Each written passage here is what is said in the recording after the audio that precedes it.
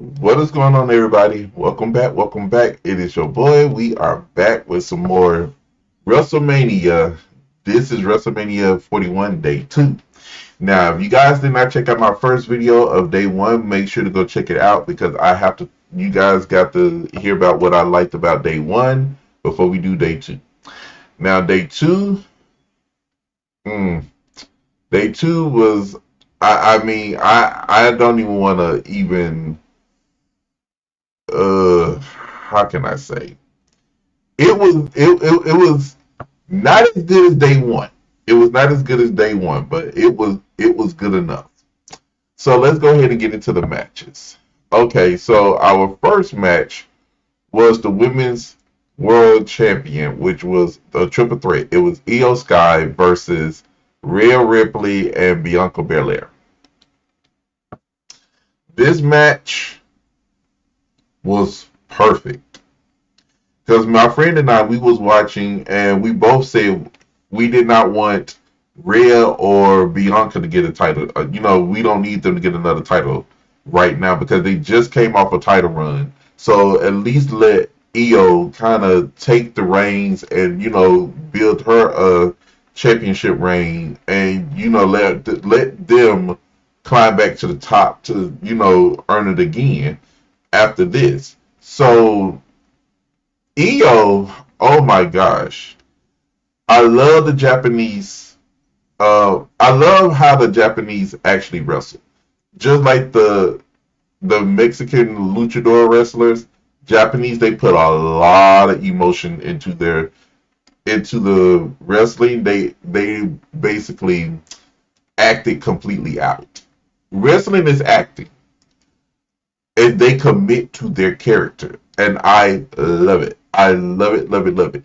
Io showed every emotion that she could possibly show on her face last night when she was getting hit. Oh, let's not even speak about hit. If y'all did not see how Bianca Belair took that weave of hers and beat the crap out of Rhea Ripley, and you heard every lash, I said, I heard every last bit of that. When I heard it, I was like, oh my goodness. I said, Rhea, you must be in some pain. You got to be in some pain. Because that right there, oh my goodness. Man, that, mm, mm, mm. I'm just saying.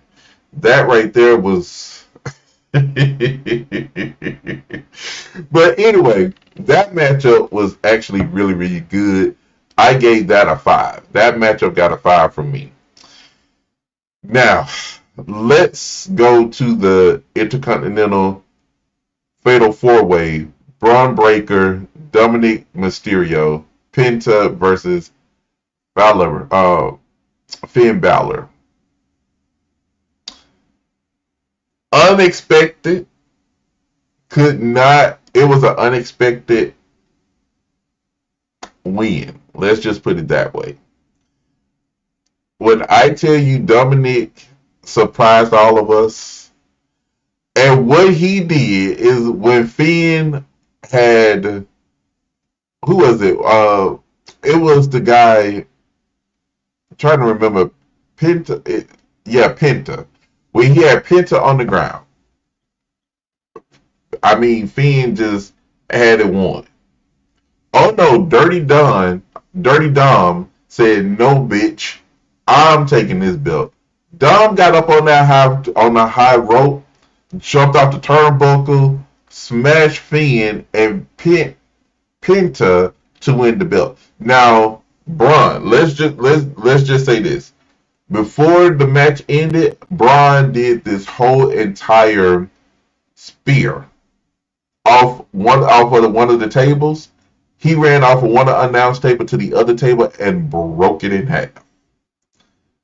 And he did that with Finn Balor. I said, damn. Look, when they want to give you action, you get action. Braun Breaker did not disappoint. But I said, he may not have got pinned, but he lost his belt. Dominic, that man will get he will get a rematch. And I promise you, you won't have nobody to help you then. I just don't know what you better have security. You better have anybody that you possibly can have, but you're not going to be able to get away with this. So we got the street fight. We got the Sin City street fight. What let me see is Damian Priest versus Drew McIntyre. This was good. This was an actually good match. He won the match, but this match was good. They gave every single thing. They put their bodies on the line. They hurt themselves. They cut themselves up. This was awesome. I'm not even gonna lie. There's nothing more I need to say about this. Randy Orton versus Joe Hinta. I can't remember. I don't know his last name. Now, Randy came out because Kevin Owens was his opponent. But Kevin Owens had a huge injury that stemmed from Royal Rumble, where Cody Rhodes put him through a ladder, and that man had not been the same since. He had been the same since. So I guess Randy was like, whoever wants to come out and challenge me, come out and challenge me. So the guy that came out name was Joe Hayton. I don't know his last name. Do not shoot me. But he is the heavyweight champion of TNA. He came out. Him and Randy, they now look. This was a throwaway match because he was not prepared for Randy. He never faced Randy Orton. He doesn't know Randy's movements and stuff like that. Randy came in. He let Joe get him like once or twice. After that, he gave him the RKO. Not once, not twice, but 3 times. And he was just like, next. So that was basically the night. That was just basically that night. So let me go ahead and get this one out the way. This one was AJ Styles versus Logan Paul.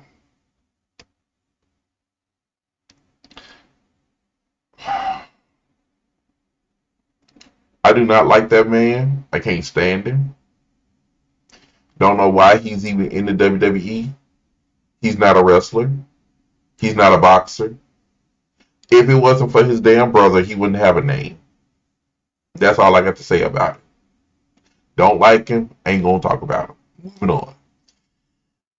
The women's tag team title matchup. Oh my God. Liv Morgan and Raquel Rodriguez versus Lyra. And now, Lyra Valkyrie, her teammate was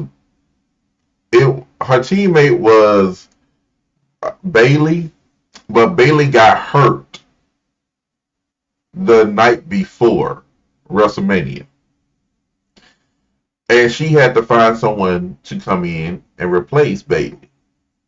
Now, me and my friend, we was taking bets on like who you think she's gonna get. Who you think? He said, I think it's gonna be Becky Lynch, but I doubt it. I said, you know what? This would make sense for Becky Lynch to come back, because she's been gone for a minute. So I said this would be good for her to come back. So I said, because he said, well, who do you think? I said, well, I'm gonna stick with Becky. Lo and behold, she walked through that screen, and I was so happy to see her. Now, look, I wasn't a Becky Lynch fan, but last night I became one. And she looks so good without that red dye in her head. She looks so much better. And she didn't have all that makeup on her. She looks good. So she came down, and now, let me just say, when Liv saw who it was, Liv saw a ghost. Liv got her ass about that ring and she ran. She literally told Raquel, get the belts and let's go. That's what she told her. She grabbed both of them belts and said, let's go. I'm not doing this. So they get into the match. There was a couple of times that Liv got cheap shots and distracted Becky from, getting in the ring, and they took advantage of that and was beating the crap out of Valkyrie. So Lyra got, she finally got a chance to tag, and when she tagged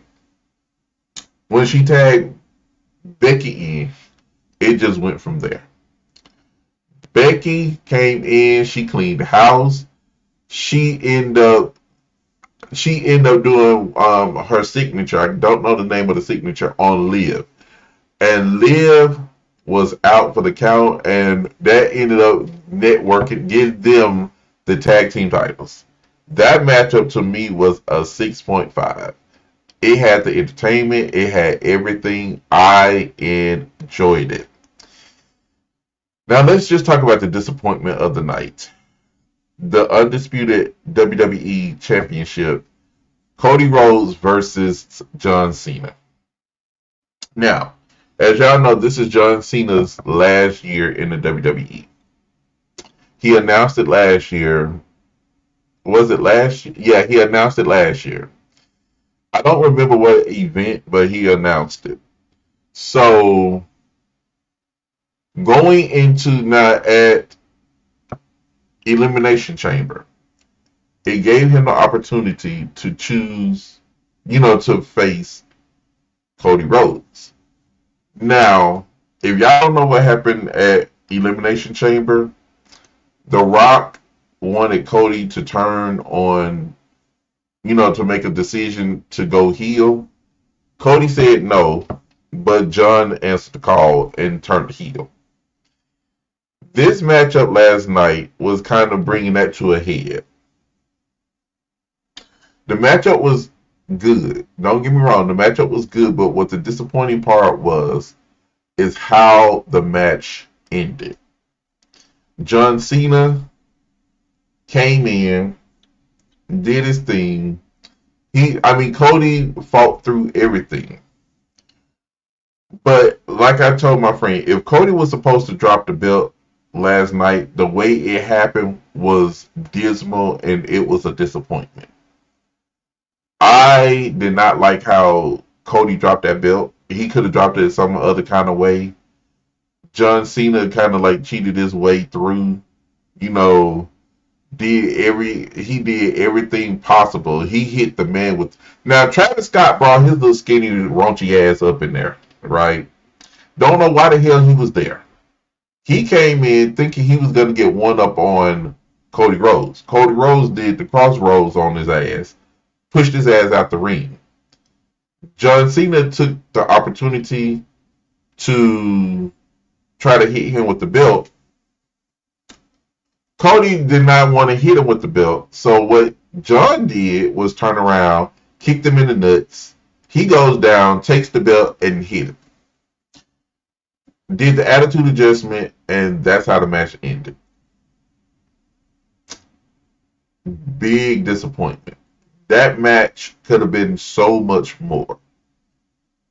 But this is how he chose to get 17 title wins. That was BS. It was BS. I did not like it. That match got a -2 from me because it could have been, if Cody was supposed to drop the belt, it could have been a better way. It didn't have to be like that. It could have been done so much better because Cody has held that belt for one full year, one full calendar year, in some days. It was 365 days in a year. He won the title back at WrestleMania, and for him to lose it at WrestleMania was BS to me. They could have let that man lost that belt anytime before WrestleMania, but y'all made him lose it in the worst way. That's all I got to say. Y'all let me know y'all thoughts. If y'all watched it, let me know. Let me know what y'all thought about it. Let me know if y'all enjoyed it. I enjoyed both nights, but except certain matches, and I already expressed the matches I did not like. If y'all want to see me play WWE 2K20 4 and 2K25. I haven't bought it yet, but I will be getting 2K25. Make sure to go over to Kennilo's Gaming and also make sure to go to my website, KennilosNinjaSon.com. First dibs, my subscribers on the website gets first dibs, and everybody else on YouTube gets it after. I love you guys. Y'all be safe, and I will see you guys later.